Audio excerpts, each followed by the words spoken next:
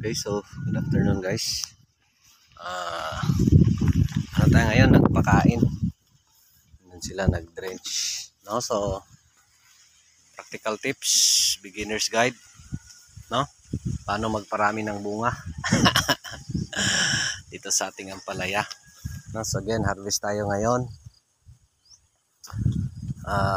Total harvest 1,200 kilos.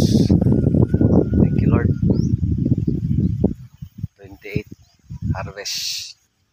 28 ba? So 581 kaser, 622 kananay. Thank you Lord. No, so dito tayo sa tanong kasi daming tanong na nakita ko. Again, ulitin ko ang pag-manage natin dito guys is jackpot lang, no? Hindi ko alam kung next natin na ampalaya kaya ba natin na magka-harvest ng ganito. Pero again, doon lang talaga, no? Si Lord talagang bahala. No, so ang abono natin guys, gamit natin itong Yara winner. No, so kung mapansin nyo, ito yung pang floating Yara winner. No, so ang maubos ko guys per drenching, kasi 4 na barrel, 4 na drum ang maubos ko dito sa 1 to. Pero 4 at di maubos yung isang barrel. Basta 4, sobra ng 4, di rin naabot ng 5 drum o 5 barrel. No, so kasi may nakita ko again, honestly dito sa pag-manage natin guys, jackpot. Parang naka-jackpot din tayo sa pag-manage. No, so ngayon alas 2 ng hapon, no. So yan yung routines natin every after mag harvest, pakain, no.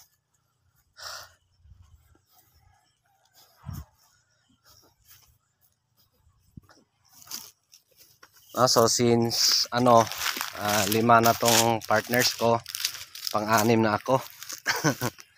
Thank you Lord. So ito yung na-mix natin na abono. No, so again, winner lang ngayon, solo winner lang. No, kasi last time nag-asin tayo. No, so ito yung mukha ni Mistisa F1. No, kasi ganito yan guys. Going back sa tanong, paano magparami ng bunga sa ampalaya.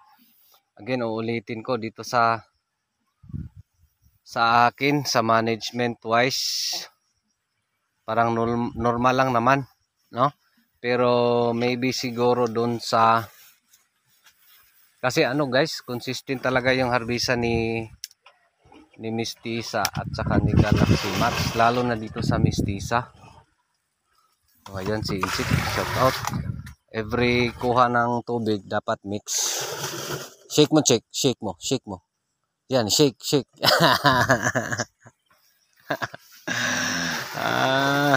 Again, actually may video na ako guys, paano mag-drench. Same lang yon, only ang timplada natin ngayon, na tayo, 14 to 15 kilograms per drum na winner, no. Again, uulitin ko, minsan may asin, again ang asin every 15 days. Minsan yun nga, pang alternate ko mag Nitrabor plus Nitrabor, either 2 to 3 kilograms, normally 3 kilograms, no. So sa ganitong edad, no, so 14 to 15 plus asin plus Nitrabor plus potas, depende na yon, no. So thanks God, parang okay naman. Again, marami pa ring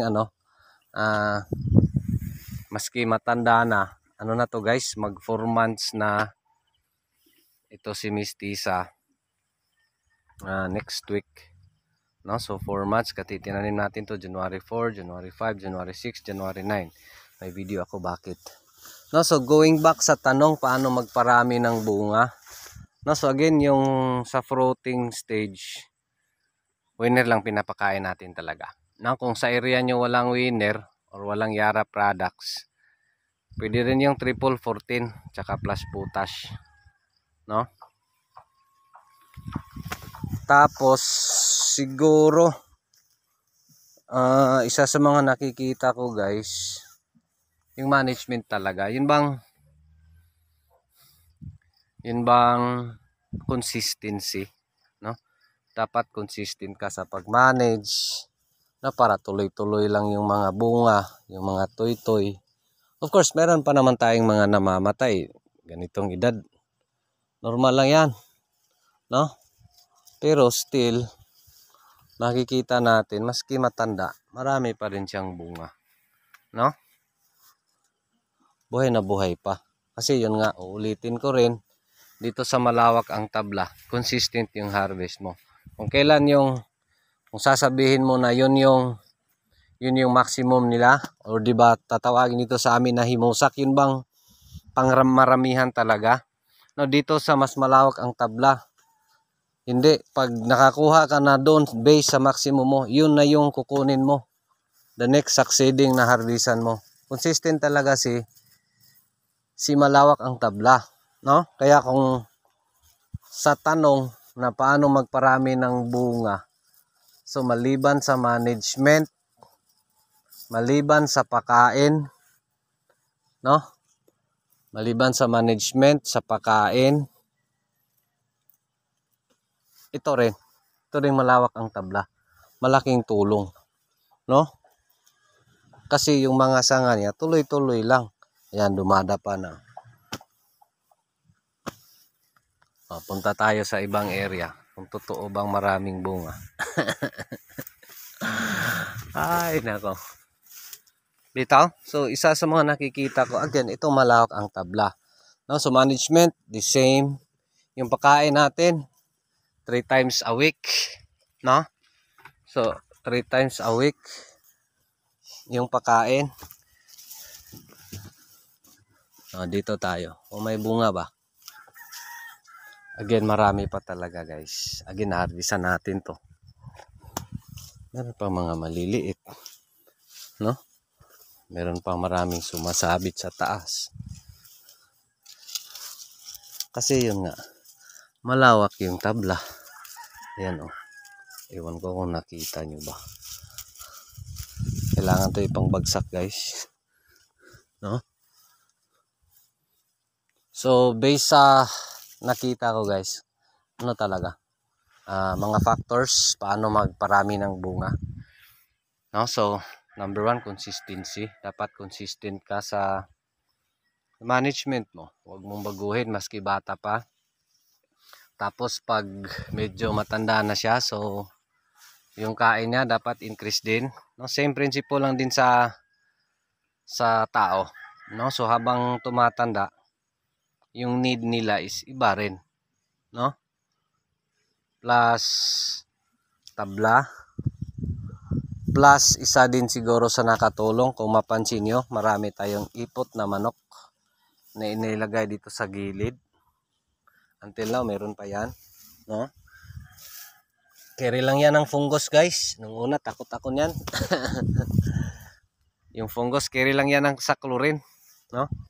Carry lang yung fungus. Daming ipot ng manok to guys. Siguro makikita nyo dun sa video ko na bakit tayo nag-ampalaya, no? So meron tayong video doon bakit tayo nagtanim ng ampalaya, no? So again dito, maski saan ka pumunta guys, marami pa ring bunga. And thanks God, no? Thank you Lord. Thank you Lord talaga, no? So sa management, yan mga factors, management, yung pagkain natin the same lang, nag-increase kasi mas habang tumatanda yung tanim, dapat increase din yung pagkain. Tapos sa akin guys is faith talaga. Andun si Lord, siya na bahala, no? Kasi yun yung principle ko. Lahat gagawin ko, si Lord nang bahala sa lahat, no? So again, dito sa ilalim, patay na guys. kung titingnan mo, no? Pero still doon sa unahan, sa gitna na mas malayo pa, buhay na buhay pa. Buhay na buhay pa talaga. Mas malayo pa yan, no? Tabla talaga guys, bisa nakikita ko. Tabla talaga para maging consistent yung bunga, no?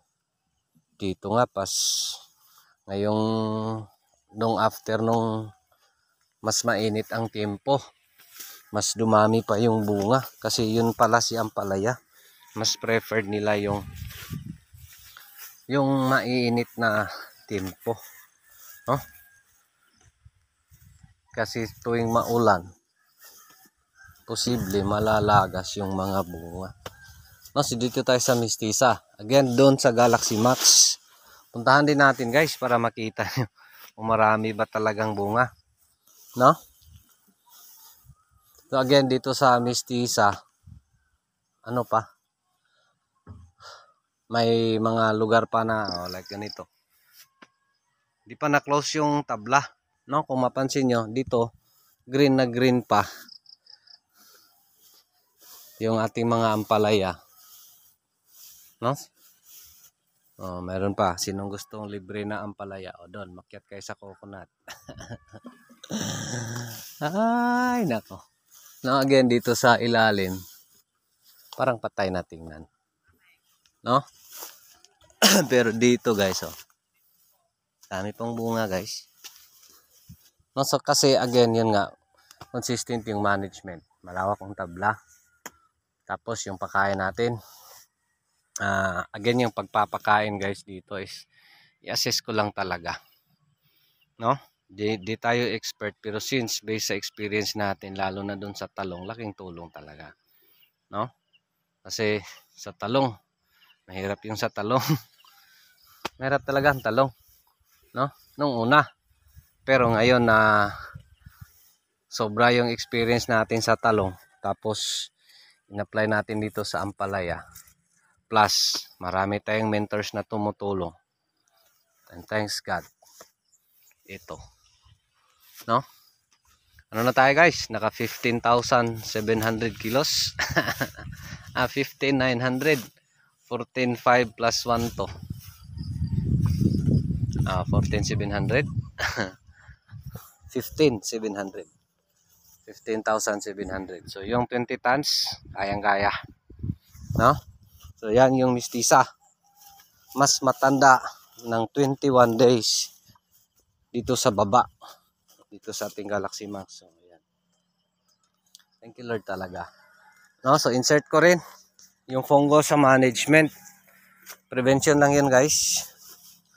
Huwag nyong hantayin na andyan na fungus. I-prevent nyo. Carry lang yan ng chlorine. No? Dito. Bago na harbisan, mga maliliit pa to guys, no? So dito Mistisa pa rin, dito sa Galaxy Max. Medyo ano na, kabado na si Galaxy Max. Kasi yung tabla di gaano kalawak. Pero malawak pa rin, no? So dito si Galaxy Max, still marami pa rin siyang bunga, no? Yan.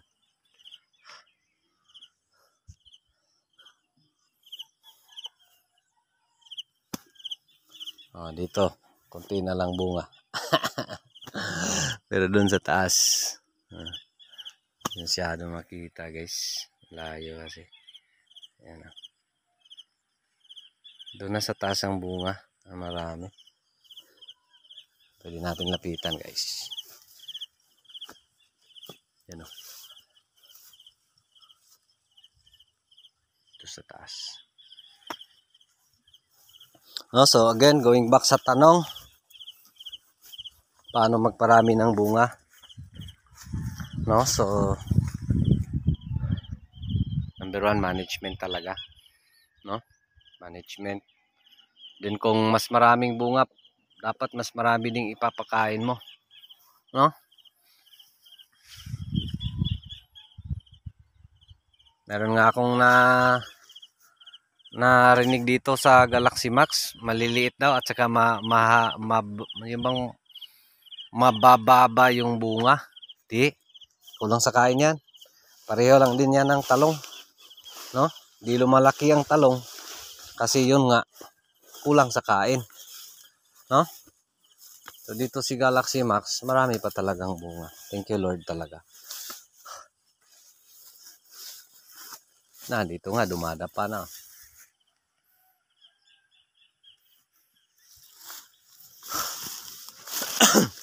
Ito lang ako guys, mainit. No, so again, going back sa tanong, paano magparami ng bunga sa ampalaya? Sa akin is yung management ko, hindi ko binago, no? Ngayong mas tumanda sila, mas pinaigting pa natin yung management, no? Lalo na pag may ulan, dikit tayo ng spray. So again, gamit nating fungicides. Galileo yung pambato natin. Minsan mag-score, minsan mag-home run. Ngayon din, naubusan ng stock ng Galileo. Ang binili ko, Zampro. Dun sa Bus F. No? Kailangan talaga. No? So, sa atin, no, of course, pag may ulan, ayan, mag-foliar ako, iwas stress. Either Kilpak or yung Omega Green, no? So may Omega Green tayo, naka-order tayo sa kaibigan natin sa Zamboanga. Ayun, isang box. Pinadami ko na guys kasi laking tulong talaga, lalo na sa dahon, no? I-maintain natin yung green kasi yun nga yung Omega Green, mahaba yung content sa zinc. Importante yung zinc para sa dahon ng ating tanim. Kasi si dahon yung magbigay ng pagkain sa bunga, no? Kung mapansin natin, pag okay yung mga dahon, maganda yung mga bunga. Kaya yun yung ginagamit natin, no? So sasummarize ko na guys, dami ko ng no? So number 1 siguro yung tabla. Sure ball ako sa tabla, no? Second, management natin, the same. Tuwing maulan, pinaigting natin yung spraying, no? Yung pakain natin, pag medyo matanda, increase din tayo. Ngayon, nag 15 to 17 kilos, 14, may 15, may 17 kilos, depende, no? Tapos, hingi tayo ng blessing sa taas.